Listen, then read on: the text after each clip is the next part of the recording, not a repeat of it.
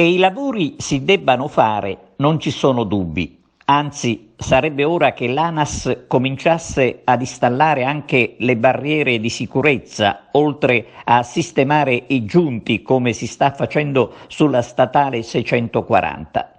Intanto è inspiegabile come proprio dall'ANAS non arrivino i comunicati stampa sull'inizio di questi lavori e sulla presunta fine, così come avviene per le altre località. Qui dalle parti di Agrigento, invece, tutto è lasciato all'improvvisazione, con il solito semaforo e la coda lunghissima che altrove verrebbe segnalata nei notiziari giornalieri sulla viabilità.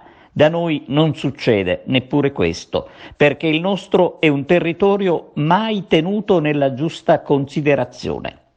La triste vicenda del ponte Petrusa è una conferma del modus operandi. Ma torniamo ai lavori per la sistemazione dei giunti sulla 640, ripresi dopo alcuni giorni, che stanno creando disagi sopra disagi per la circolazione, con il famigerato semaforo che sta diventando un vero e proprio incubo, con gli operai che non lavorano il sabato e svolgono gli orari di un normale cantiere.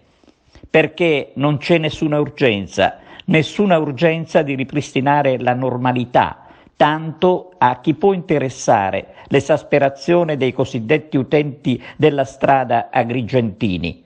E così si continua a vivere alla giornata e l'ANAS lo sa.